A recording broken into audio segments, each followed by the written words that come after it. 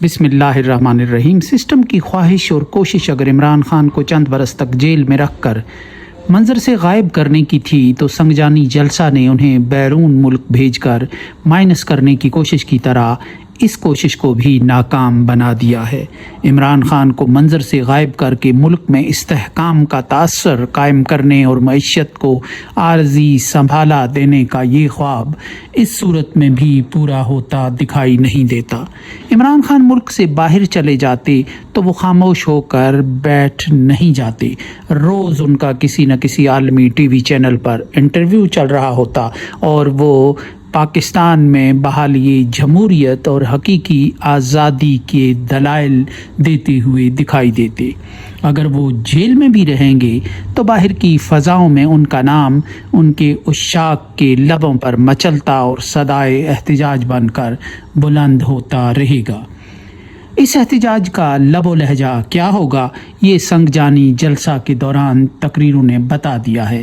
اس ماحول میں اس لہجہ و دہن کے اور اس انداز کی سرگرمیوں کے ساتھ ملک میں استحکام آئے گا، یہ محض خود فریبی ہی کہلا سکتا ہے۔ ملک میں استحکام لانے کا یہ طریقہ بہت پہلے ہی عمل کی بساط پر پٹ گیا تھا۔ ایسا نہ ہوتا تو اول تو انتخابات ملتوی کرنے کی ضرورت ہی پیش نہ آتی، اور دوم یہ کہ انتخابات کے نتائج کے ساتھ فارم 45 اور 47 کی کاریگری کرنے کی نوبت ہی نہ آتی۔ ملک کے درجنوں ٹی وی چینل اخبارات، موٹیویشنل سپیکروں کی بارات، ٹی وی اینکروں کی برسات، بیانیہ سازی کی ہمہ وقت مشینیں بن کر بھی 2 سال سے زیادہ عرصے سے منظر کو بدل نہیں سکے اور نہ ہی رائے کے 1% حصے کو بھی متاثر کر سکے ہیں۔ انہی لوگوں کا یہ دعویٰ یہ ہوتا تھا کہ رائے بناتے بھی ہیں اور رائے کی لہروں پر تیرتے بھی ہیں۔ میاں نواز شریف جب ووٹ کو عزت دینے کی دنیا میں بستے تھے تو انہوں نے اس خواہش کا اظہار کیا تھا کہ اگر 4-5 بڑے ٹی وی چینل اور چند صحافی ان کے ہم نوا بن جائیں تو رائے تبدیل ہو سکتی ہے اور ووٹ کو عزت دو کی منزل قریب آ سکتی ہے۔ قسمت کی ستم ظریفی دیکھیے کہ یہ 4-5 تو کیا درجنوں چھوٹے بڑے ٹی وی چینل ان کے ساتھ ہیں، مگر وہ رائے کو متاثر کرنے کی صلاحیت کھو چکے ہیں۔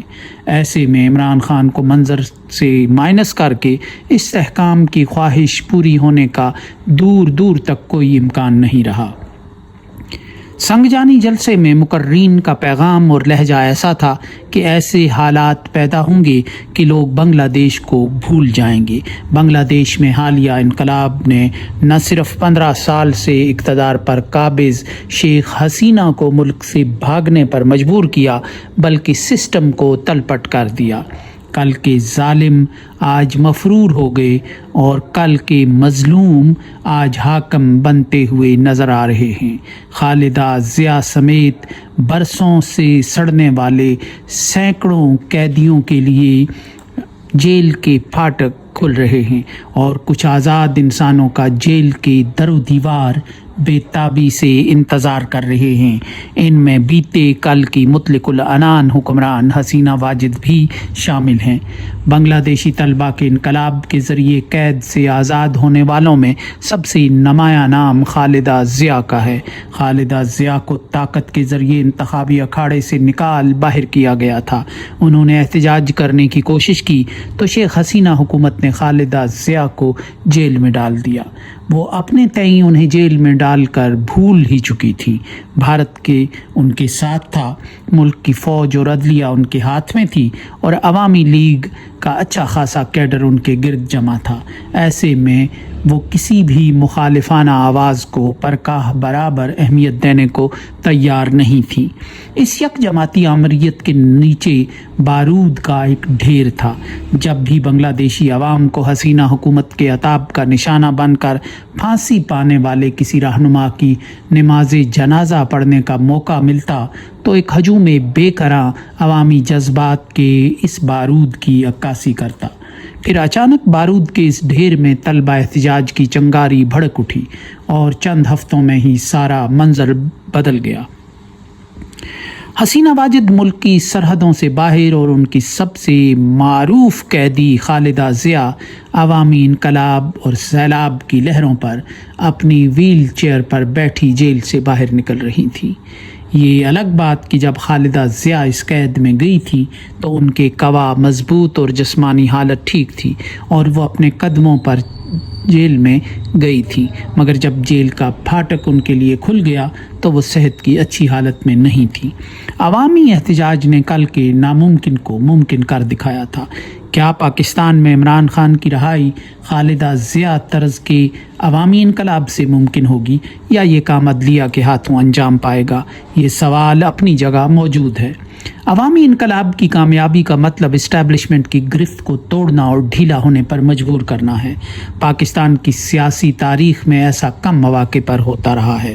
جب بھی کسی فوجی حکمرانی کی طوالت کی وجہ سے اسٹیبلشمنٹ دباؤ میں آتی ہے اور جمہوری تحریکیں اس کے واپس دھکیلے جانے کا ماحول بناتی رہی ہیں تو اسٹیبلشمنٹ نے اپنے سربراہ کی قربانی دے کر اس دباؤ کا رخ موڑ دیا ہے۔ ایوب خان، جنرل ضیاء، پرویز مشرف تک یہی کچھ ہوتا رہا۔ اس سے ناپسندیدہ کردار منظر سے ہٹ جاتا ہے اور پریشر کوکر سے اچھی خاصی بھاپ نکل جاتی ہے، اور یوں اگلے منظر تراشنے اور تخلیق کرنے میں اسٹیبلشمنٹ سویلین حکمرانوں کے ساتھ پھر سے شریک کار اور اس کی شریک محفل ہو جاتی ہے۔ بقول شاعر، شاید مجھے نکال کے پچھتا رہے ہوں آپ، محفل میں اس خیال سے پھر آ گیا ہوں میں۔ عمران خان کے کیس میں پہلی بار سب کچھ ماضی کے الٹ ہو رہا ہے۔ اسٹیبلشمنٹ طاقت کے سوا جو بھی تدبیر اپناتی ہے کارگر نہیں ہو رہی، اور یوں عمران خان کے خلاف طاقت آخری تدبیر ہو کر رہ گئی ہے۔ چونکہ عمران خان اپنے حال اور مستقبل سے بیگانہ اور بے نیاز ہو کر طاقت کے آگے سر تسلیم خم کرنے سے انکاری ہیں، اس لیے اسٹیبلشمنٹ طاقت کے واحد آپشن کا استعمال کرتے کرتے حالات کی بند گلی میں پہنچ چکی ہے۔ اس پر مستزاد پنجاب کے ساتھ ساتھ خیبر پختونخوا اور بیرون ملک بسنے والوں میں ان کی غیر معمولی مقبولیت ہے۔ اس مقبولیت کو مینج کرنے کے لیے پنجاب میں استحکام پارٹی اور خیبر پختونخوا میں پی ٹی آئی نظریاتی جیسے جو تجربات کیے گئے وہ کاغذ کی کشتیاں بن کر انتخابات سے پہلے ہی عوامی جذبات اور حالات کے پانیوں میں تحلیل ہو کر رہ گئے۔ ماضی میں ایسا نہیں ہوا۔ جب ایک بار ریت کے کسی گھروندے کو ماضی میں تاج محل قرار دیا جاتا تھا تو پھر کچھ وقت کے لیے ہی صحیح لوگ اسے تاج محل کہتے، لکھتے اور سمجھتے تھے۔ شاید زمانہ بدل گیا ہے، ایک نئی نسل میدان میں ہے جو ابلاغ کے جدید ذرائع پر دسترس اور اطلاعات تک آزاد رسائی کی قدرت رکھتی ہے۔ کچھ تو نیا اور بدلا ہوا ہے، جو پرانے آزمودہ اور تیر بہدف کہلائے جانے والے نسخے کارگر ثابت نہیں ہو رہے۔ ایسے میں پاکستان میں انقلابی خوبو کے ساتھ لوگوں کے بے لوث انداز میں اٹھ کھڑا نہ ہونے کی روایت نہ ہونے کے باوجود کچھ غیر معمولی ہو سکتا ہے۔ عمران خان اگر اس کوشش سے آزاد نہیں بھی ہوتے مگر سسٹم کے دن سکون سے گزرنے کا خواب بھی شرمندہ تعبیر ہوتا دکھائی نہیں دیتا۔ پاکستان کی سرزمین بنگلہ دیش جیسے حالات کے لیے بنگلہ دیش سے اس لیے زیادہ سازگار ہے، یہاں کی معیشت زمین پر ملبے کا ایک ڈھیر ہے اور عوام اس ملبے تلے کراہ رہے ہیں۔ انہیں ریسکیو کرنے کی بھی اس سسٹم میں صلاحیت باقی نہیں رہی۔ ریلیف کی فراہمی تو دوسرا مرحلہ ہے۔